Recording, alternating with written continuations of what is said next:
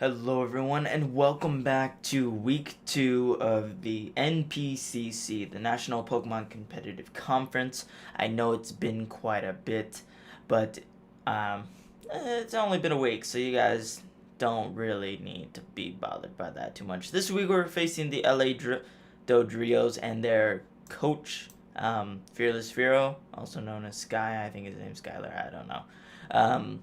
As you can see on the team layout, you can see that we brought Arcanine, a physically defensive Arcanine, Florges, a physically defensive Florges, Heliolisk, that is Choice Scarfed, the Blastoise with Toxic Rapid Spin, and also physically defensive, Tyranitar, who's running a Chople Berry. Oh, I forgot to mention Arcanine has a Shucca Berry. And then Excadrill, who is also Choice Scarfed with Mold Breaker, and then make it a little bit easier for me. So let me see what he's got going for him. So as you can tell now, he has the Staraptor, Vaporeon, Jirachi, Gourgeist, Mega Diancie, and a Selgor. So let's get this battle started with. Make sure to subscribe to him. His link for Twitch and YouTube will be in the description below. Anyways, so Sky's issuing a challenge. He's going to lead off with his Shinobi, that's the Selgor, and I'm leading off with Heliolisk because I outspeed anything that's not Choice Scarfed of his. So I'm going to Volt Switch straight out and get some decent damage off on this thing because it's frail. Probably breaking its Focus Sash, as I'm going to straight up go into Arcanine, because if it's physical, Arcanine can take whatever hit this thing wants to go for. And even if it's special, I can take pretty much any hit as long as it's not like Sludge Bomb, because Sludge Bomb will do a little bit more than the rest of them. But he goes for Spikes, and I'm able to just go, I go for the Iron Head here, predicting Diancie to come in, and that was a bit of a is a little bit too early to reveal the Iron Head. I should have just gone for Flare Blitz. It would have been the better option there. So I swap out. I go into my Blastoise because I want to get a Toxic off on this thing. Because if this thing is especially defensive, Heliolisk does like, I think it's a 3-hit KO. I'm not 100% sure. It might be a 2-hit KO. But I want to get a Toxic off and maybe a Dark Pulse because I do outspeed this thing, so maybe a couple flinches would be nice. So I'm gonna Mega Evolve now, and what are those? Appears on the field. Anyways, I'm gonna go for the Toxic, and I believe we just trade Toxics here, as he goes for his Toxic as well because his Scald can't really do too much to me. Scald's gonna be annoying because at least he can't burn me now. But I do have an immunity, I have a resistance. So it's fine. It's completely fine. And this turn, I'm just gonna go for Dark Pulse, maybe getting a flinch just to see if he's specially defensive or not. And with the damage that's done right there, I can't really tell because it's a fucking crit. So I don't know at this point in the battle. And he is left over, so it confirms he's not Wakon Berry and makes it easy for me. So he's gonna get his Toxic damage off on me, as Toxic damage is gonna go off on him. And I am indeed faster because if your Toxic damage goes off first, then you're faster. So I'm gonna swap into my Heliolisk because I predict him to go for another Scald because that's probably his only attacking move. He might have gone for Witch there, even if he did, but he actually swaps out as well and goes into his Diancie, which is fine because I'm like, oh, I outspeed this thing when it Mega Evolves. I'm gonna go for Volt Switch. He Mega Evolves and goes for the Protect, so he knows I'm going for the Volt Switch. And this isn't gonna do a whole lot of damage to the Diancie, so the Volt Switch will do like maybe 50%. I mean that's a lot of damage, but Volt Switch. I'm gonna Volt Switch out here, and I get a critical hit, which is crazy insane because Heliolisk is just putting in so much pressure on this game. I go into Lily because if he's specially defensive, if he's specially offensive, I can take anything except for 2 Diamond Storms because that does like 51% minimum to my physically defensive Lily. depending on his investment at least. But he's gonna swap out as I'm going to go for the Wish as he goes into Jirachi, which I can just go into Arcanine here after the Wish. Florges just being an asshole with its Wish. By the way, White Florges is a lot cooler than any of the other ones. Like, it looks a lot cooler, which is why I named mine Lily, because lilies are nice. But yeah, I go into Arcanine here. I'm going to take Spike's damage and whatever he's going to go for. I'm assuming it was going to be an Iron Head, but you know, you never know. He might have predicted me to go into Blastoise there, but yeah, I'm not. Slice Bay is a little bit better for me to swap into. He's gonna go back into his Vaporeon as I double out into my Heliolisk, and Heliolisk is still putting on immense pressure on his entire team. And I'm going to Volt Switch out again because he has no ground immunity, and it's pretty much free game for me to just Volt Switch all over the place. Now he's getting closer to range where Thunderbolt will kill him.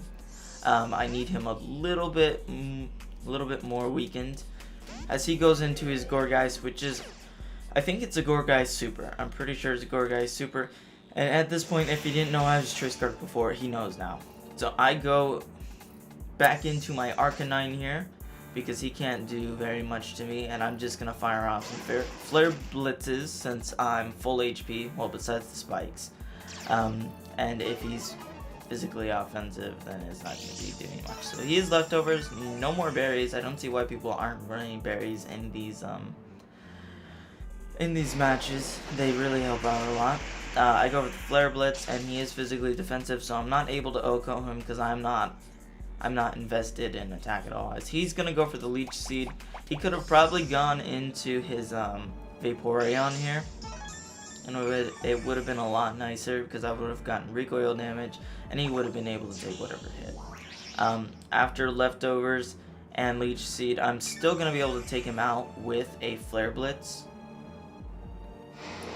So I go for that, just because if he stays in, there's no real reason for me to...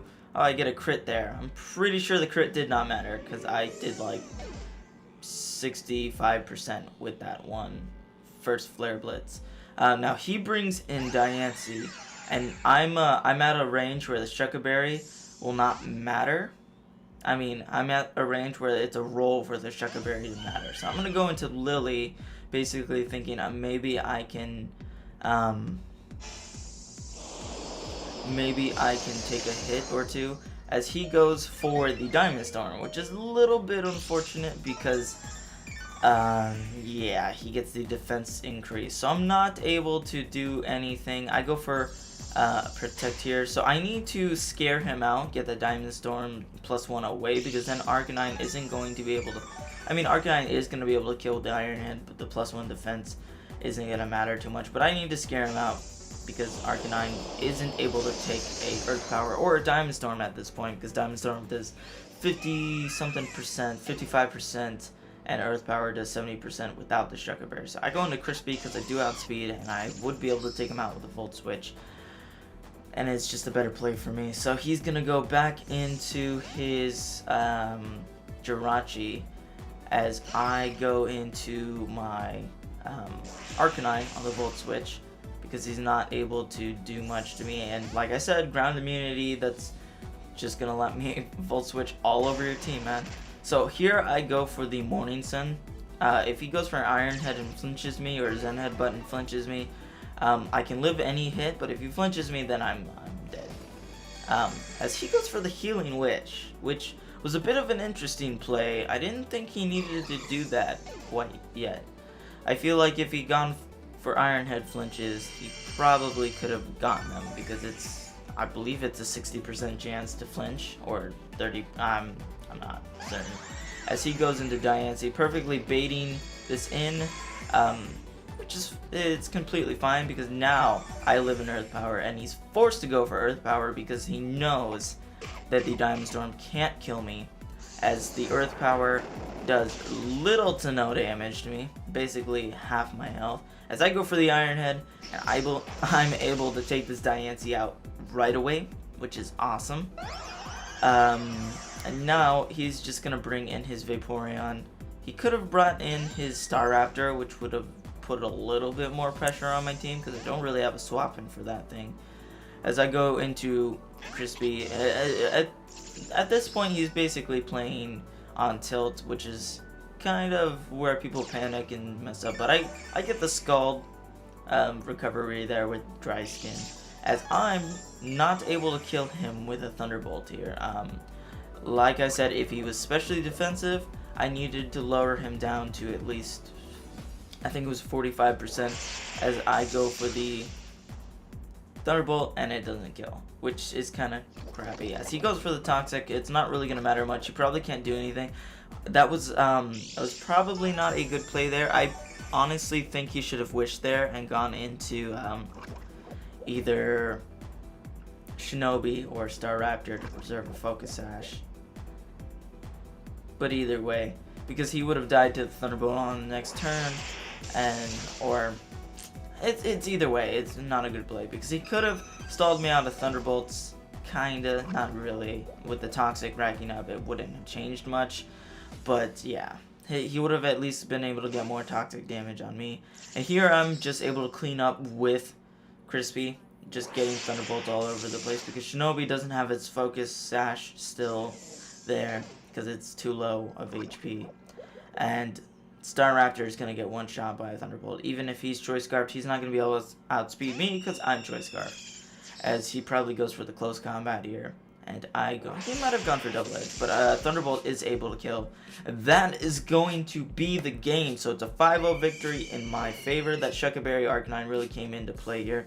If you guys enjoyed this video, thank you for watching. It's always appreciated. Go subscribe to Sky, Fearless Pharaoh, on his YouTube, and check out his Twitch as well, because he streams shiny hunting all the time. And thank you for watching. Keep supporting the Portland Timbers, and I will see you guys in the next video. Later.